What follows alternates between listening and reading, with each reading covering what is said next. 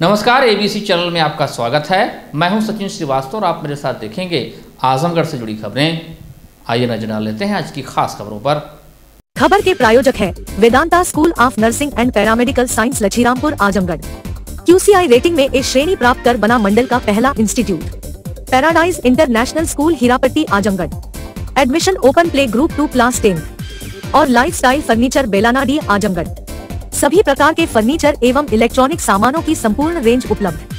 Samajwadi party के राष्ट्रीय अध्यक्ष अखिलेश यादव ने अयोध्या में रामलला की प्राण प्रतिष्ठा में निमंत्रण के सवाल पर कहा कि भगवान के यहाँ से किसी को निमंत्रण नहीं आता है, भगवान अपने आप बुलाते हैं। भगवान बुलाएंगे तो हम जाएंगे। उन्होंने कहा कि पीडीए के लोगों की कोई पूछ नहीं है। आजमगढ़ के थाना सरायमीर क्षेत्र के ग्राम निजामुद्दीन पट्टी में आयोजित शादी समारोह में पहुंचे सपा मुखिया ने उम्मीद जताई है कि आगामी 2024 के लोकसभा चुनाव में आजमगढ़ से ऐतिहासिक परिणाम आएगा। ऐतिहासिक परिणाम का इंतजार पूरे देश को भी है। उत्तर प्रदेश आने वाले चुनाव में सबसे बड़ी भूमिका निभाने जा रहा है और मुझे उम्मीद है कि जनता निर्णय लेगी और भारतीय जनता पार्टी का सफाया उत्तर प्रदेश से होगा। इसीलिए कई बार समाजवादी पार्टी और गठबंधन की ओर से कहा गया कि उत्तर प्रदेश से बीजेपी को हटाने का मतलब है कि देश से बीजेपी का हटाना। 80 हराइए बीजेपी को हटाइए, इस नारे पर समाजवादी लोग लगातार काम कर रहे हैं। उन्होंने कहा कि पीडीए ही एनडीए का मुकाबला करेगा। कहा कि बीजेपी ने वादे किए हैं किसानों की आय दुगनी करना, नौजवानों को नौकरी और रोजगार देना। आज कम से कम इनको बताना चाहिए कि कितने लोगों को नौकरी दी है उन्होंने, कितने लोगों को रोजगार मिल गया। बड़ी बड़ी मैगजीन, टीवी और अखबार में विज्ञापन तो बड़े बड़े हैं और सदन में सरकार ने कहा कि 40 लाख करोड़ के MOU हुए हैं। अगर 40 लाख करोड़ MOU हुए हैं तो कम से कम आजमगढ़ में नहीं, मऊ में नहीं तो जौनपुर नहीं तो बनारस, गाजीपुर, बलिया या कम से कम गोरखपुर में तो इन्वेस्टमेंट आया होगा। 40 लाख करोड़ की बात मुख्यमंत्री ने सदन में कहा है और उद्योग लगने जा रहे हैं। जिस सरकार के 2 साल यूं ही गुजर गए हो, तीसरा बजट आने वाला है, उसके बाद जिलों में जमीन चिन्हित कर रहे हो इन्वेस्टमेंट के लिए। जिस सरकार ने तैयारी नहीं की, मुझे नहीं लगता कि इन्वेस्टमेंट आएगा। आज बाजार में 70% से ज्यादा कैश फ्लो कर रहा है, पहले से ज्यादा कैश मार्केट में है। जिन लोगों ने कहा कि नोटबंदी से भ्रष्टाचार खत्म हो जाएगा, मैं धन्यवाद देना चाहता हूं मीडिया का, जिसने झारखंड में पकड़े गए पैसे की तस्वीर और वीडियो दिखाए। आखिर यह किसका फेलियर है कि नोटबंदी के बाद 300 करोड़ से ज्यादा का पैसा मिला। इसी तरह से उत्तर प्रदेश में इत्र व्यापारी के यहां से पैसा निकाला था और आरोप लगाया कि समाजवादी पार्टी का पैसा है। अखिलेश यादव ने कहा कि नोटबंदी फेल हो गई, धान नहीं खरीदा गया, घर घर बेरोजगार बैठे हैं, उन्हें नौकरी कब मिलेगी, जाति जनगणना कब होगी, सामाजिक न्याय बिना जाति जनगणना के संभव नहीं है। उन्होंने कहा कि मुख्यमंत्री जी कानून व्यवस्था में जीरो टॉलरेंस की बात करते हैं, जबकि इसी जिले में एक राजभर की बेटी के साथ क्या हुआ। क्या जीरो टॉलरेंस जीरो हो गया कि नहीं? यह केवल एक घटना नहीं, पूरे उत्तर प्रदेश में घटनाएं हो रही है। जब NCRB का आंकड़ा आता है तो उसमें तो सबसे ज्यादा बेटियां, माता बहनों पर अन्याय उत्तर प्रदेश में हो रहा है। अखिलेश यादव ने आरोप लगाया कि जब से बीजेपी सरकार आई है 1 लाख किसान आत्महत्या कर चुके हैं। समाजवादी पार्टी सरकार के नाकामी को जनता तक लगातार पहुंच रही है। समाजवादी पार्टी आने वाले समय में जो चुनौतियां हैं उसे जनता को बताया जा रहा है कि भाजपा सरकार अगली बार आएगी तो आपका वोट डालने का अधिकार छिन जाएगा, सच चलाना मुश्किल हो जाएगा। अगर आपने सच दिखाया तो आप पर मुकदमा हो जाएगा। उन्होंने कहा कि गठबंधन में सीट शेयरिंग बड़ा सवाल नहीं है, बड़ा सवाल लिया है कि गठबंधन भारतीय जनता पार्टी को हराएगा। कहा कि समाजवादी पार्टी का मानना है कि भाजपा हटाओ लोकतंत्र बचाओ, EVM अपने आप हट जाएगी। आजमगढ़ से चुनाव लड़ने की बीजेपी सांसद दिनेश लाल यादव निरहुआ की चुनौती पर अखिलेश यादव ने कहा कि इसका फैसला जनता करेगी। सवाल उठाया कि पूर्वांचल एक्सप्रेसवे किस गुणवत्ता से बना। गोरखपुर लिंक एक्सप्रेसवे 90 किलोमीटर की सड़क 6000 करोड़ रुपए की बन रही है, अभी तक नहीं बन पाई है। लगातार समाजवादी पार्टी कार्यक्रम कर रही है और मुझे उम्मीद है कि आने वाले चुनाव में आजमगढ़ से ऐतिहासिक परिणाम आएगा। ऐतिहासिक परिणाम का इंतजार पूरे देश को भी है। उत्तर प्रदेश आने वाले चुनाव में सबसे बड़ी भूमिका निभाने जा रहा है और मुझे उम्मीद है कि जनता निर्णय लेगी और भारतीय जनता पार्टी का सफाया उत्तर प्रदेश से होगा।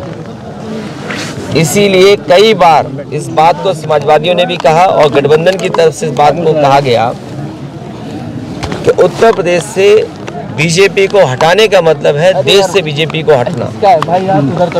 80 हराइए, बीजेपी हटाइए, इस नारे पे समाजवादी लोग लगातार काम कर रहे हैं। 80 को हराने के लिए क्या तैयारी है सर? पीडीए ही एनडीए का मुकाबला करेगा। पीडीए ही मुकाबला करेगा एनडीए का। और जो पिछले वादे किए हैं भारतीय जनता पार्टी ने, किसानों की आय दोगुनी होना, नौजवानों को नौकरी और रोजगार मिल जाना, आज कम से कम इनको बताना चाहिए कि इतने लोगों को नौकरी दी है इन्होंने, इतने लोगों को रोजगार मिल गया है। और आप में से बहुत सारे साथी होंगे, बड़ी बड़ी मैगजीन अगर आप देखें, टीवी अखबार देखें, विज्ञापन तो बड़े बड़े हैं। और सदन में सरकार ने कहा कि 40 लाख करोड़ के एमओयू हुए हैं। अगर 40 लाख करोड़ के एमओयू होंगे तो कम से कम आजमगढ़ में नहीं तो मऊ में नहीं तो जौनपुर नहीं तो बनारस, और बनारस नहीं तो गाजीपुर, बलिया या कम से कम गोरखपुर में इन्वेस्टमेंट तो आया होगा। 40 लाख करोड़। और on the floor of house कहा मुख्यमंत्री जी ने कि 40 लाख करोड़ के एमओयू हुए हैं और उद्योग लगने जा रहे हैं। जिस सरकार के 2 साल यूं ही गुजर गए हों, तीसरा बजट आने वाला हो और उसके बाद जमीनें चिन्हित कर रहे हो कि हमें जिलों में जमीनें चाहिए तब इन्वेस्टमेंट आएगा, तो जिस सरकार ने तैयारी नहीं की, मुझे नहीं लगता है कि इन्वेस्टमेंट आएगा। आज बाजार में 70% से ज्यादा कैश फ्लो कर रहा है। पहले से ज्यादा कैश आज मार्केट में है। जिन लोगों ने ये कहा कि नोटबंदी होने से भ्रष्टाचार खत्म हो जाएगा, आपने, हमने, सबने तस्वीरें देखी हैं। और मैं धन्यवाद देना चाहता हूं तमाम अपने यूट्यूबर्स को, चैनल के लोगों को, जिन्होंने झारखंड में जो पैसा पकड़ा गया उसकी तस्वीरें, उसकी वीडियो दिखाई। तो आखिरकार किसका फेलियर है ये? जो सरकार ने नोटबंदी की हो और उसके बाद 300 करोड़ से ज्यादा पैसा निकले। क्या इसी तरह उत्तर प्रदेश में याद कीजिए कि इत्र व्यापारी पे निकला था पैसा, और आरोप ये सरकार ने लगाया कि ये समाजवादियों का है। मैं तो बड़ी जिम्मेदारी के साथ आपसे कह रहा हूं कि चुनाव आने वाला है, ये बीजेपी वालों ने जो आरोप लगाए थे, कम से कम उस इत्र व्यापारी से समाजवादियों की मदद तो कराओ। तो आपकी वो पॉलिसी फेल हो गई, किसान का धान नहीं खरीदा गया, घर घर बेरोजगार बैठे, उन्हें कब नौकरी मिलेगी, और फिर जाति जनगणना कब होगी? सामाजिक न्याय बिना जाति जनगणना के संभव नहीं है। कुछ लोग सब कुछ पा रहे हैं। आप बताइए कि वाइस चांसलर के अपॉइंटमेंट में किसको नौकरी मिल रही है? कौन है लोग वाइस चांसलर, कौन अपॉइंट हो रहे हैं? और वाइस चांसलर जिनको अपॉइंट कर रहे हैं वो कौन लोग नौकरी पा रहे हैं? उसका सरकार के पास क्या जवाब है? तो जो आंकड़े बता रहे हैं देश के, वो आंकड़े दूसरे तरह के हैं। और हमारे मुख्यमंत्री जी कहते हैं कि $1 ट्रिलियन इकोनॉमी बनाएंगे। अंग्रेजी में तो इसलिए बोलते हैं कि आपको समझ में नहीं आए। जैसे उन्होंने कहा जीरो टॉलरेंस कानून व्यवस्था में, इसी गांव के आसपास, इसी विधानसभा के आसपास, दूसरी विधानसभा में, बताओ एक राजभर की बेटी के साथ क्या हुआ? क्या जीरो टॉलरेंस इनका जीरो हो गया कि नहीं हो गया? और केवल एक घटना नहीं, आप पूरे उत्तर प्रदेश में देख लीजिए कितनी घटनाएं हो रही हैं। और जब एनसीआरबी का आंकड़ा आता है तो उसमें सबसे ज्यादा बेटियां, माताएं, बहनों पर कहीं अन्याय हो रहा है तो उत्तर प्रदेश में हो रहा है। और फिर आप ये, जब से इनकी सरकार आई है 1 लाख किसान आत्महत्या कर चुका है। इन तमाम मुद्दों पर 1 लाख किसान आत्महत्या कर चुका है। तो ये तमाम वो सवाल हैं जो समाजवादी पार्टी लगातार जनता के बीच में ले जा रही है। हम अपने कार्यकर्ताओं के माध्यम से जनता तक पहुंचा रहे हैं। संगठन की बैठक करके आने वाले समय में जो चुनौतियां हैं उनको बता रहे हैं। भारतीय जनता पार्टी आएगी तो आपको वोट डालने का अधिकार भी छिन जाएगा। पत्रकार साथियों, सच बोलना, सच चलाना भी आपके लिए मुश्किल हो जाएगा। अगर आपने सच दिखाया तो आप पे मुकदमा हो जाएगा। सीट शेयरिंग पे इंडिया गठबंधन की अगली बैठक कब होगी? बहुत जल्दी। सीट शेयरिंग कोई बड़ा सवाल नहीं है, बड़ा सवाल ये है कि गठबंधन भारतीय जनता पार्टी को हराएगा। फार्मर्स की आय दोगुनी, आपका फेलियर, अनएम्प्लॉयमेंट हाईएस्ट, आपका कैश सर्कुलेशन सबसे ज्यादा। आप क्या दिखाना चाहते हो? और 80 करोड़ लोगों को आपको राशन देना पड़ रहा है। सर, जनता इन फेलियर को क्यों नहीं समझ पा रही है? ये समझेगी क्योंकि हमारे साथी कुछ और समझाना चाहते हैं। सर 24 के चुनाव को लेकर आजमगढ़ सपा के सर बताएं सर, जनता क्यों नहीं समझ रही? जनता समझेगी और बहुत करीब पहुंच करके समाजवादी पीछे रह गई, वरना समाजवादियों को तो जनता ने समर्थन दे दिया था। आजमगढ़ लोकसभा सर, ईवीएम को लेकर सर आपका क्या स्टैंड है? देखिए, आपके ईवीएम पर देखिए, इधर आपने देखा होगा हर गांव में टीवी या एलईडी वैन चल रही है। हमारे प्रधान दुखी हैं कि उनकी जेब से पैसा लिया जा रहा है। हमारे जनप्रतिनिधि परेशान है कि उनकी जानकारी में नहीं है। चुन गई पार्टी दूसरी, वोट मांगा जा रहा दूसरे का। दुनिया में अगर विकसित भारत बनाना चाहते हैं आप, तो विकसित देशों की आपको कुछ तो चीजें अपनानी पड़ेंगी। अगर विकसित देश अमेरिका है, विकसित देश जापान है, विकसित देश जर्मनी है, और विकसित देश अगर इंग्लैंड मानता है अपने आप को, और दुनिया में बहुत सारे देश हैं, आप अपने देश को विकसित बनाना चाहते हैं तो सबसे पहले अपने लोकतंत्र पे लोगों का भरोसा जगाइए। और जो विकसित देश कर रहे हैं, जर्मनी के सबसे बड़े कोर्ट ने यह कहा कि अगर ईवीएम से वोट पड़ेगा तो वो अनकॉन्स्टिट्यूशनल होगा। क्या हम उस दिशा में काम करने जा रहे हैं? इसीलिए समाजवादी पार्टी का मानना है बीजेपी हटाओ, लोकतंत्र बचाओ, ईवीएम अपने आप हट जाएगी। सर 24 के चुनाव को लेकर आजमगढ़ में सपा किसको लेके आ रहे हैं? क्या दावेदार माइती जी को बना दिया जाए?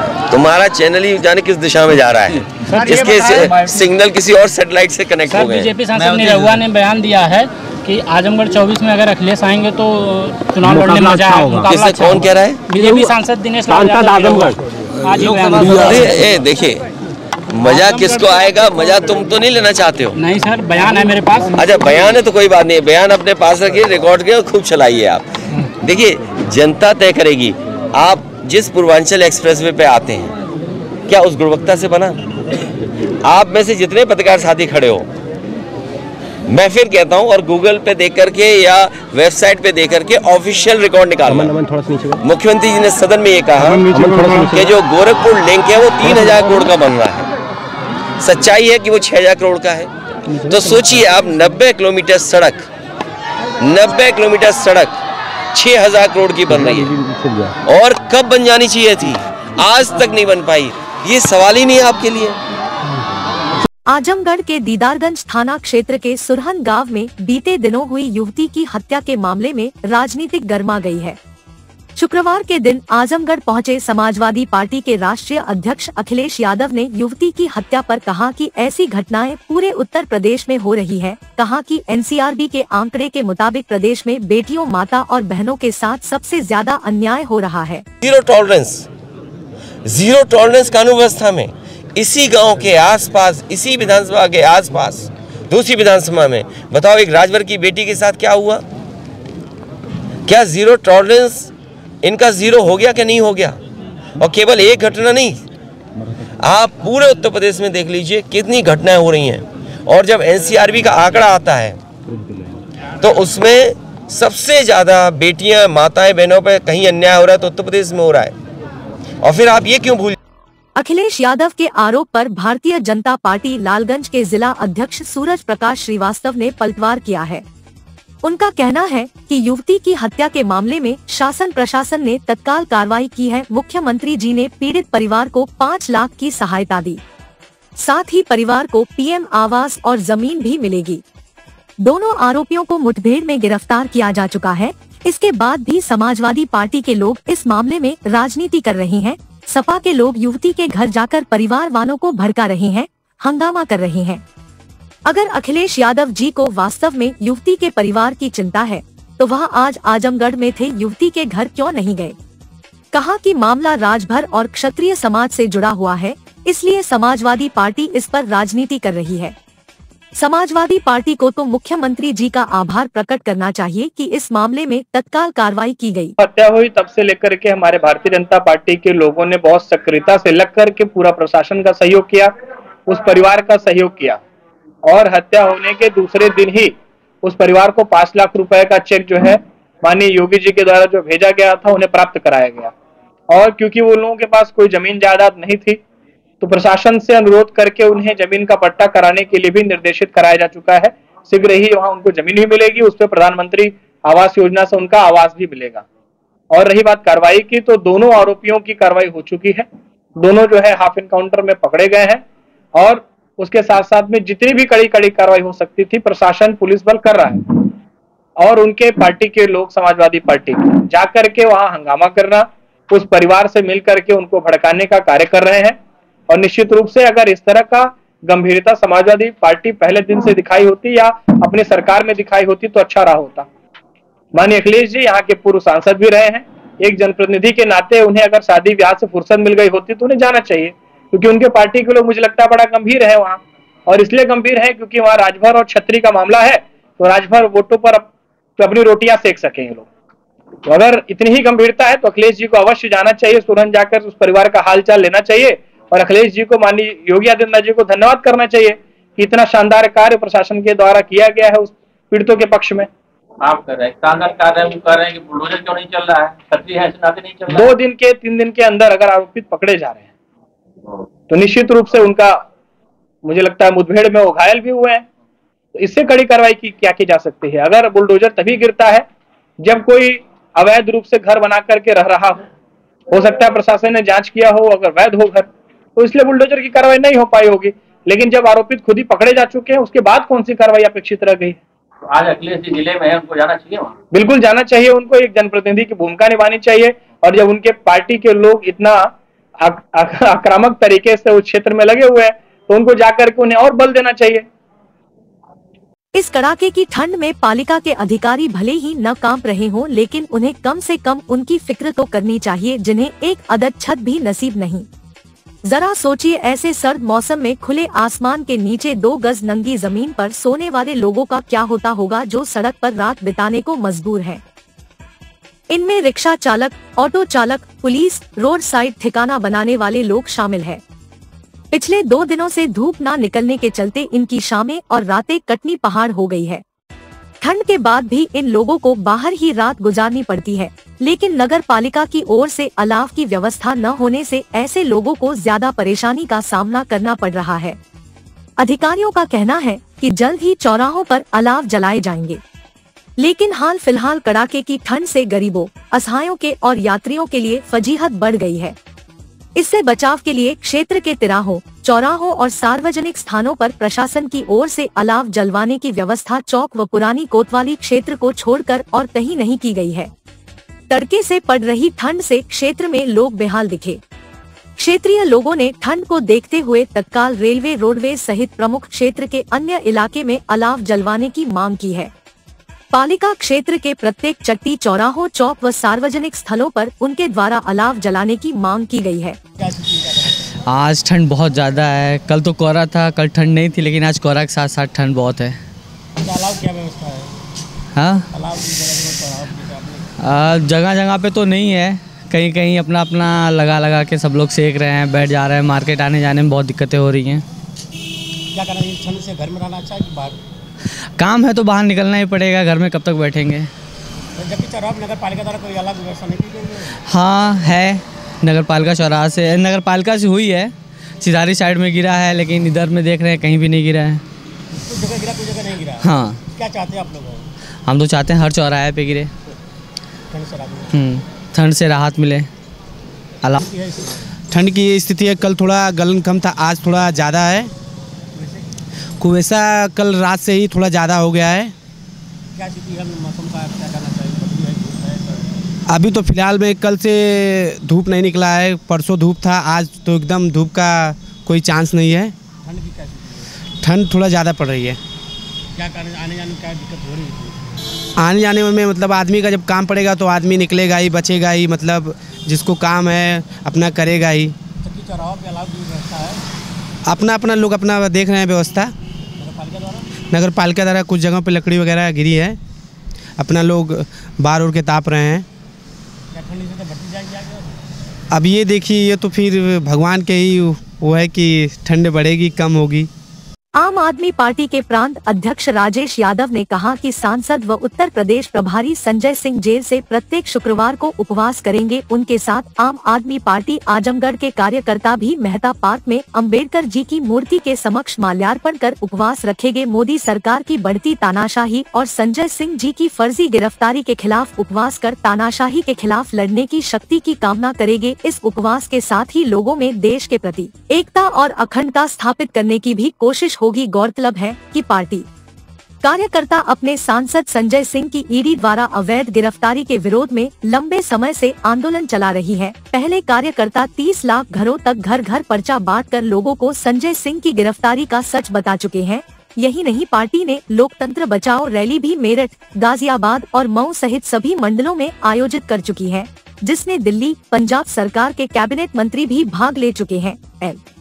जिलाध्यक्ष रविंद्र यादव ने बताया कि हम अपने सांसद की रिहाई तक आंदोलन जारी रखेंगे और एक दिन सरकार को इस जुल्म के आगे सर झुकाना ही होगा।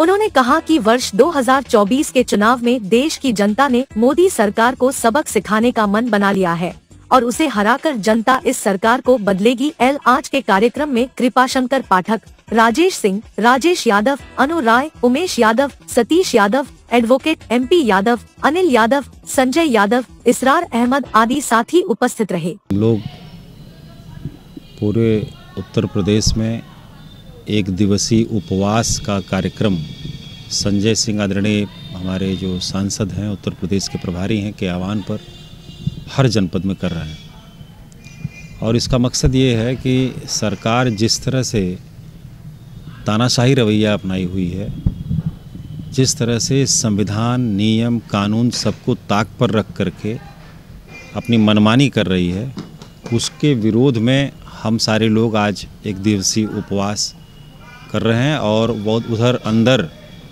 फर्जी केस में निरुद्ध संजय सिंह आदरणीय हमारे प्रभारी जी भी वहाँ पर जेल में भी उपवास कर रहे हैं। तो जो सरकार का तानाशाही रवैया है और भारत का जो स्वरूप है, धर्मनिरपेक्ष स्वरूप है, उस स्वरूप को भी बिगाड़ने का काम नरेंद्र मोदी की सरकार लगातार कर रही है।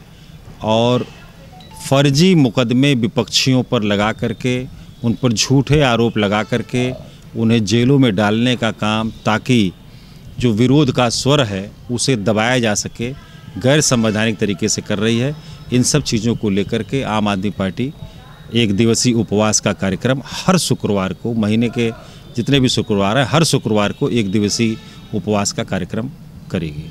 रंगमंच एवं ललित कलाओं के लिए समर्पित सामाजिक, साहित्यिक व सांस्कृतिक संस्था हुनर संस्थान आजमगढ़ द्वारा आयोजित अखिल भारतीय बहुभाषी नाटक एवं लोक नृत्य समारोह हुनर रंग महोत्सव के चौथे दिन नगर की सड़कों को मंच बनाकर अपने अपने प्रदेश की कला का प्रदर्शन करते हुए एक लघु भारत का रूप प्रदर्शित करते हुए रंग यात्रा निकाली गयी। देश की राष्ट्रीय एकता अखंडता को प्रदर्शित करती यह रंग यात्रा नगर की सड़कों पर निकली तो नगर वासियों ने सभी कलाकारों का हृदय से स्वागत किया। कलाकारों के नए नए रूप आकर्षण का केंद्र बने हुए थे। रंग यात्रा में शामिल दलों में क्रमशः भारतीय cultural group Rangia Assam, NCR Nalbari Assam, rocking dance crew Kaimur Bihar, Nikhila Utkal Kala Niketan Cuttack Odisha, Govindam dance academy Joda Odisha, dramaturgy art and culture society Delhi व जयपुर सहित के सभी कलाकार थे। इस रंग यात्रा में सुरेंद्र सागर, अशोक मेहरा, अशोक शर्मा, सुषमा दिलीप जावलेकर, सुनील चौहान, शिरीष सोनी, चंदन बरुआ, मनोज यादव, अश्वनी सारस्वत, सुनील मौर्य ग्राम प्रधान सहित देश वरिष्ठ रंगकर्मी चल रहे थे। आज की रंग यात्रा का नेतृत्व संचालन सुनील दत्त विश्वकर्मा ने किया। रंग यात्रा में हेमंत श्रीवास्तव, गौरव मौर्य, उपाध्यक्ष डॉक्टर शशि भूषण शर्मा, राकेश कुमार, कमलेश सोनकर, शशि सोनकर, दीपक जायसवाल, विकास सोनकर, सावन प्रजापति सम्मिलित रहे।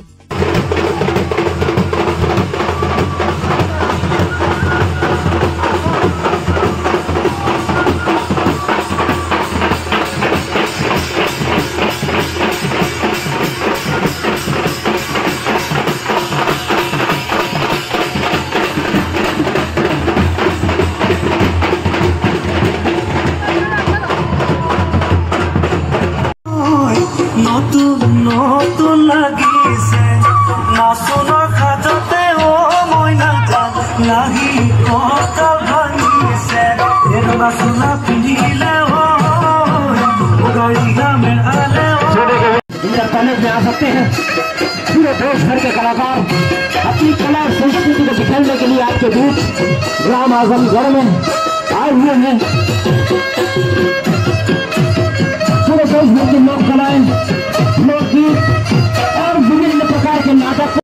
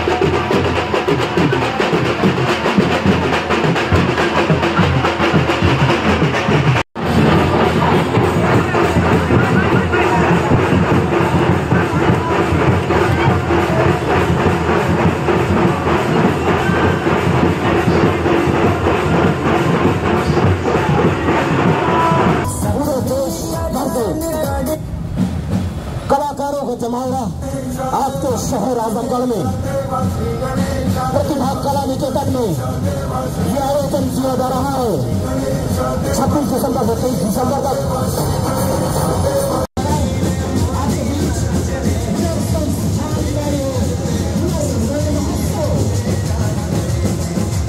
कलेक्ट्रेट परिसर में शुक्रवार को ठगी पीड़ित जमाकर्ता परिवार संघ ने अपनी विभिन्न मांगों को लेकर प्रदर्शन किया। प्रदर्शन के दौरान मांग किया कि अनियमित जमा योजना पाबंदी कानून 2019 के अंतर्गत ठगी पीड़ितों का भुगतान किया जाए। चेतावनी दी कि अगर जल्द ही पीड़ितों को भुगतान नहीं हुआ तो जमाकर्ता परिवार आने वाले चुनाव का बहिष्कार करेंगे।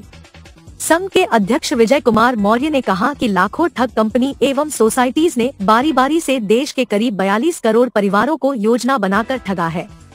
साथ ही गैरकानूनी गतिविधियों में संलिप्त रही इन कंपनियों एवं सोसाइटीज को भारत सरकार ने अनियमित जमा योजना पाबंदी कानून 2019 लागू करके देश भर में प्रतिबंधित कर दिया है और इनमें से ज्यादातर की चल अचल संपत्तियों को जब्त कर लिया है।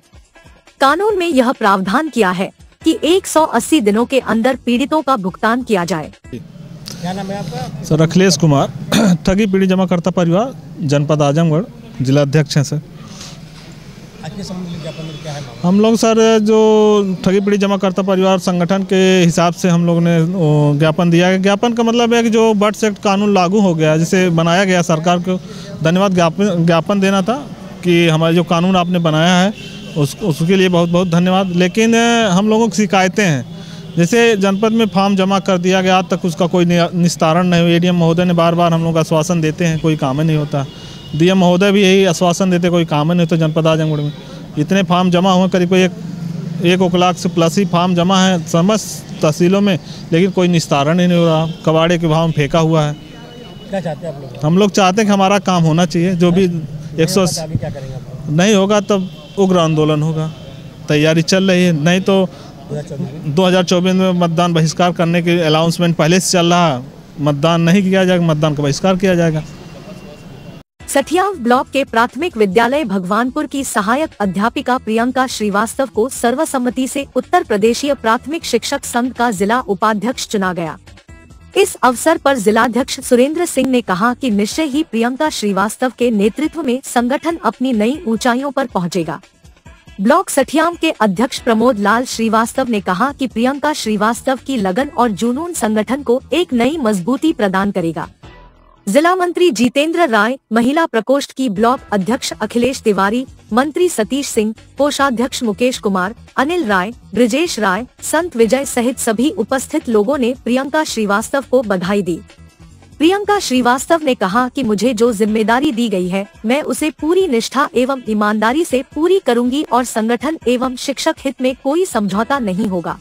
Paradise international school Hirapatti Azamgarh admission open, play group to class 10, CBSE pattern English medium school, in-house developed digital learning platform, true digital smart school, well qualified teaching staff, well designed composite science lab, fully equipped computer lab, fully furnished library, edge per CBSE standards, outdoor and indoor play facility for overall development. Our branch Kids Paradise Fun of Learning Playgroup section of Paradise International School to 100+ design activity kits and play zone for Kids Paradise Playgroup section.